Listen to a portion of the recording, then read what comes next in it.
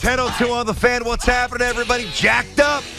I am jacked up because my Knicks are not letting me down. That's right. Since I told you they're going to make a run to the conference finals, they have yet to lose. We will get, I think we'll get some answers certainly this week with Aaron Rodgers, the NFL Combine. Maybe Kane becomes a Ranger today, whatever it is. We got a lot going on, but I am here to tell everybody that baseball today is simply better than it was on Friday. Simply better. It's quicker. It's better. It's awesome. Doesn't it almost feel too fast, though? It's quick.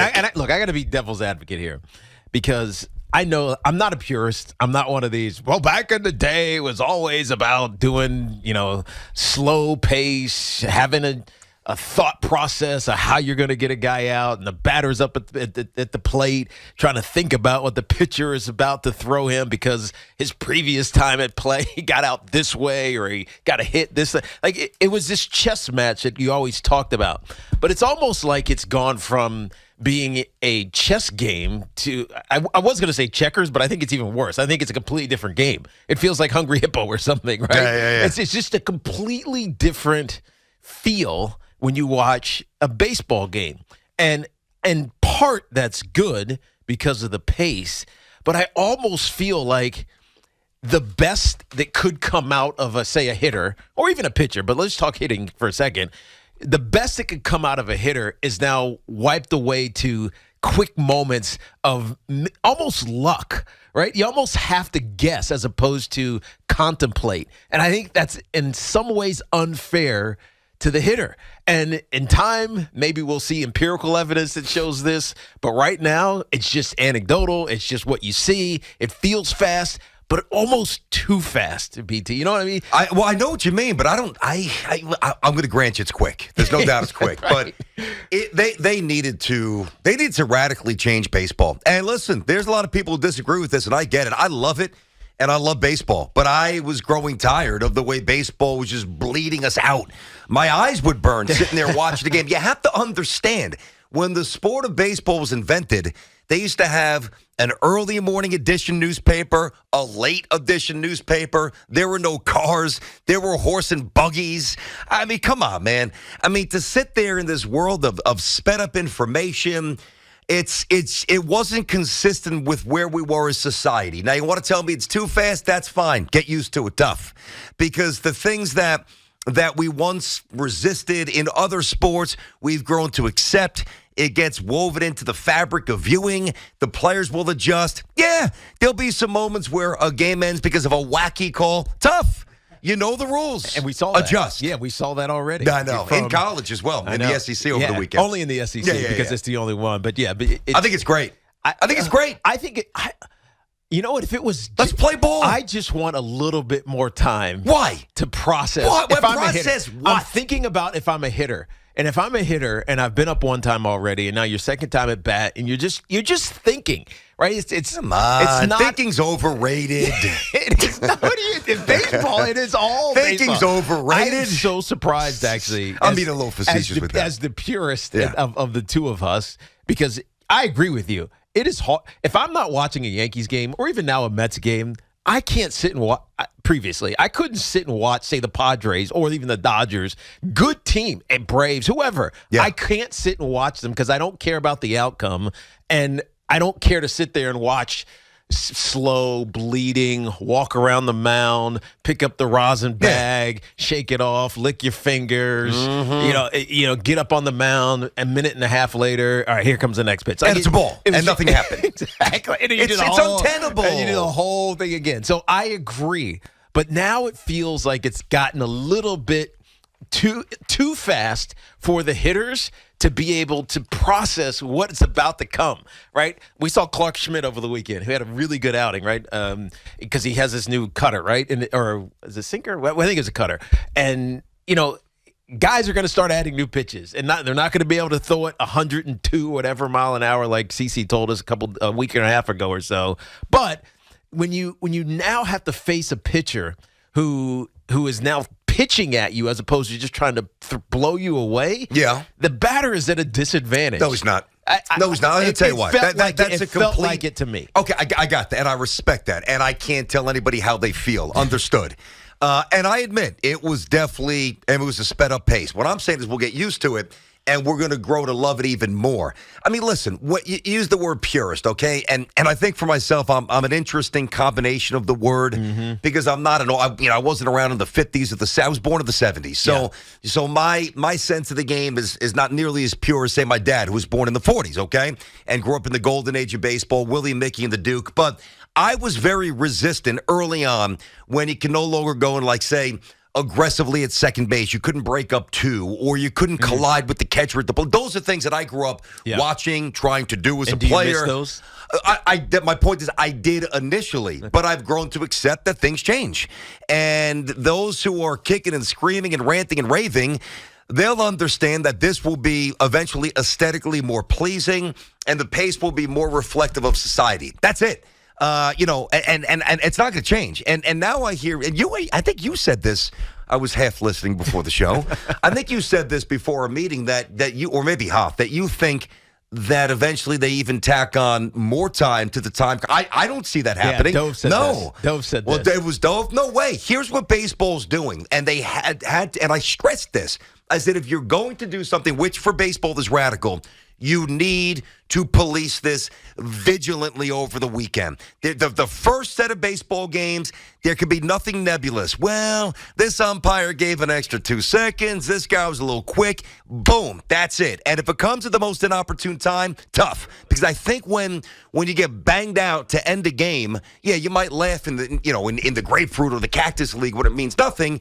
You're not going to laugh if it's a divisional game, Mets Phillies, Yankees Rays, Yankees Sox, Mets Braves in April or May, and you lose a game because of that. Yeah. So you're now rewiring, you're getting reprogrammed. It is good for baseball, it is good for us, and it is good for the next generation of baseball fans. They don't want to sit there for 3 hours and 9 minutes. I don't blame them. I'm not disputing that. I'm not disputing that it's good. I'm just saying it might be a little bit too fast. 15 seconds goes really quickly, and it's really 7 because the batter's got to be in. He's got to be in there at 8. At 8. Yeah, so the 7, you got to be in there ready to roll, and then boom. The other thing I couldn't quite figure is where is the clock for the batter? I know it varies. That's what confused that confused me as well. It's fine for the pitcher because it's right there. He can see it. Yeah. But where is it for the batter? And that's. Like, you just as a batter, you're just thinking, I got a new clock in my head. All right. Oh, wait, I got 2 seconds. I got to get in the box. Yeah, and then here's a pitcher who's set up, presumably ready to throw, and you just get into the box and look at him, and the ball's coming. Well, I was watching Yankees and by the way, how about Volpe? Yeah, how about Volpe? Good special. start there, Mr. Volpe. Good start, buddy. In Toronto, they had it in center field, but some other stadiums, at least early, had it like visible behind the plate, which I don't like. That's a little too busy. That's a little too tricked up for me. You know, it's not. They'll figure that out. They will. You talk about that internal time clock, like a quarterback who knows, all right, I got my guy's breaking on the route, or this guy's coming off the left side. I got to get rid of the football. Give you another example. Now, to be fair, it's far more defined in baseball because there is the clock, whereas in basketball, the interpretation of 3 seconds is a little subjective. I mean, there are many guys who are in there 4 or 5 seconds who don't get banged out, and I'm sure there's a couple of guys who get banged out prematurely right before it's officially 3 seconds. You know what, though? As basketball players, you go into the paint knowing I've got 3 seconds to get out. Now, again, it could be 3 seconds and plus or slightly minus, but you condition yourself to react to that. And baseball players do the same thing. And here's the other thing. You know, and you've said this, keep telling me, well, baseball players aren't thinking. The worst hitters are guess hitters. Yes, I'm not saying that you don't process what the pitcher might do 2-1 versus 3-0. That's fair, no doubt. There's absolutely, certainly an analytical aspect of it, but also just the mental gymnastics that you go through as you're in the batter's box. But you react to the seams of the baseball. So, you want to tell me, is he going to guess it's a slider? If you're guessing it's a slider and you're doing that often, you're a 220 hitter. What you're doing is you're looking at the thread of the baseball. Oh, that's a slider. Let me react to the break that's about to happen. Oh, that's a sinker. Let me react to the spin. So that happens while the pitch is en route. Yeah, I hear you. And I think this was positioned when the pitch clock was first being talked about, introduced, as something that was going to be detrimental to pitchers because pitchers are now going to have to hurry up their process. Just like we were talking about. Like you throw a pitch, you walk around the mound, you pick up the rosin bag, you get back on the mound. You got to tug at the old jock strap, exactly. you got to adjust the cup. You stick your hand down your pants so you get a little sticky stuff, whatever. So you got all from under cheese? Is that what you're going for? But you know what I mean? It was positioned as detrimental to the pitcher.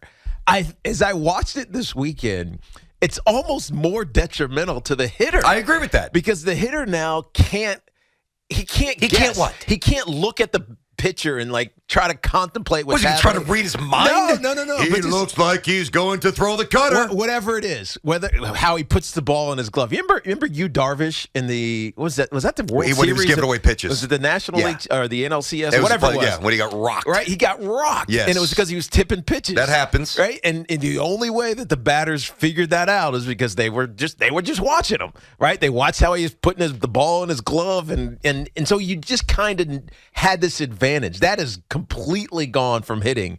And I think as much as we want this to speed up the game, hitting is already atrocious in Major League Baseball. What was the average we talked about yesterday? I said it was 243. 243. Yep. I hope it doesn't dip the other way. I don't think it will. So I think pitchers will make mistakes. And again, we'll see. And I hope that that's the case and it balances itself out. But again, this went from a chess match to playing some board game. Like a labyrinth, a little metal ball banging around every day. It's quick. It became some board game instead of a chess match. 877-337-6666. Tiki and Tierney on the Fan. Hopefully everybody had an outstanding weekend. We're inside of our Town Fair Tire studio. Our friends at Town Fair remind you that you always get the guaranteed lowest price on name brand tires from Connecticut to Maine. Nobody beats Town Fair Tire. Nobody. Let me hit you with a little number thing, and then we'll get to these calls, see what you think. So back in 1950, the average game was 2 hours and 21 minutes in 1950. I'll do increments of 10. In 1960, it was 2 hours and 38 minutes. In 1970, it was 2 hours and 34. In 80, it bumped up to 2 hours and 38. Now, in 1990, it was 2:51. In 2000, wow, why did it go so? Why did it go up? Yeah. Well, steroids, I think, was a big part of it. I think you probably had more turns to the bullpen because guys were getting rocked. I think there's a lot of reasons for it. 2000 was 3 hours and a minute, which is just horrendous. And then 2010, 2 hours 54. And then 2020, 3 hours and 6 minutes. Now, who is, and I'm not even going to try to front. Like, we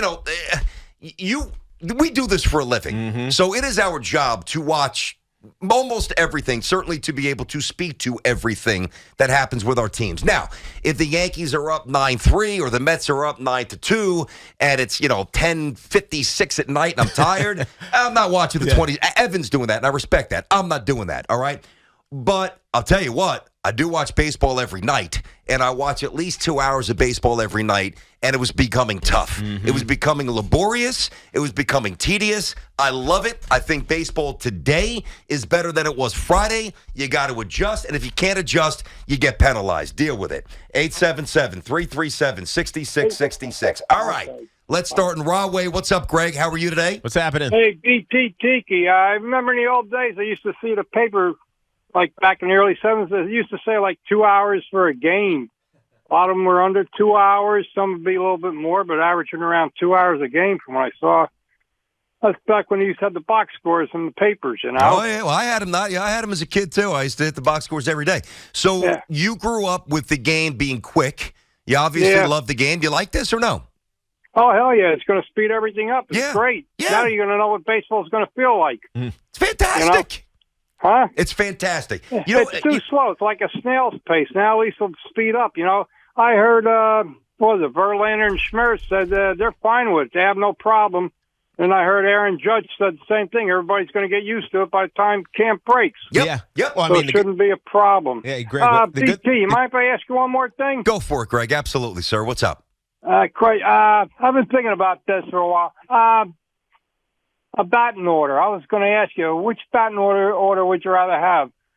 9 guys that bat 300 and hit from 10 to 15 homers, or another batting order, they average 200 and hit 30, 35 homers? Greg, you know the answer to that. Give me the guys who put the ball in play and spread it around and get on base. I'll take the 9 guys hitting 3. I felt about it. I can't stand the 200 hitters. They wouldn't even be playing back in the day. They'd be an A-ball, buddy. They'd be bounced fast. I hear you. Listen, now I will say this, all right? I don't know if you remember this sequence. I don't expect you to. you will lose a little bit of this, to be fair. All right. Now, I love it. But 1996, when the Yankees won the World Series, the at-bat with Wetland and Polonia, all right? I don't know, maybe 12, 13 pitches. Wetland couldn't get the fastball by him. Foul ball. And then he just rifles a bullet in the gap. O'Neill on one hamstring makes an amazing play, and the Yankees win a 1-0 gem. Yes, I'll grant you this. When you get to October, some of that theater, same with Eckersley and Gibson. Gibson, yeah. And again, I brought this up. Yeah. Like, you're going to lose some of those moments, but in totality, you will gain more fans. You will gain more interest. How many people have said, for the great athletes that eventually young kids who move away from baseball because it's too slow? Isn't this a little more incentive to stick with it? I mean, maybe. Isn't that what we've been whining about forever? Yeah. All the athletes are leaving baseball. They're too slow. True. But well, here you go. Which is interesting.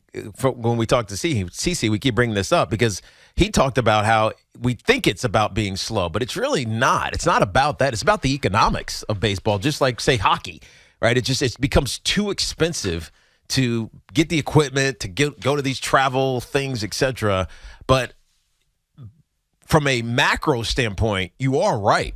Because, with my kids, this is anecdotal and personal, AJ loved baseball because he's contemplative and he thinks he'd love to think, and he's like always above, likes to be above the numbers and things of that nature. Chasen was bored. Mm-hmm. And Chasen's a good athlete, but he was just completely bored with baseball because of what you were talking about. Now, if it was faster and he didn't have to stand in right field for, 20 minutes. By the way, with that body, he should have been a catcher. Yeah, no, you're right. You right. didn't know he was going to be that big, but he's a monster. Like but still, but you're right. I get it. It gets rid of that excuse. So it gets rid of that excuse that it's too slow, because now it's not. If you watched any of it this weekend, it was fast, man. It was almost too fast in my mind, where it disadvantaged the hitters to start having to think so quickly. Now, they'll adjust. Like Aaron Judge, of course he's going to adjust, because Aaron Judge doesn't leave the box. He basically just stands in there and says, what are you going to do to me? I got you, no matter what you try to do to me. But other guys, Manny Machado, we saw he got the first one.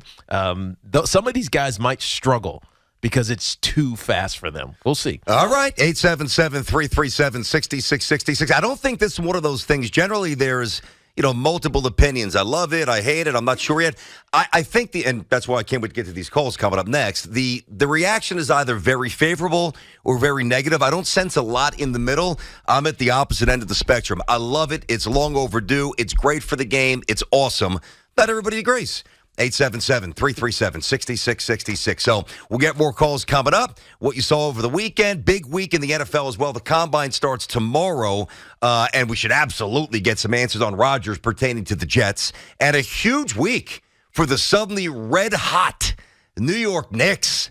Big night tonight. You got the Celtics twice. You got the Nets this week. You've got the Heat. It's go time for the Knicks, who look really good. So we're on all of it. Tiki and Tierney right here on The Fan.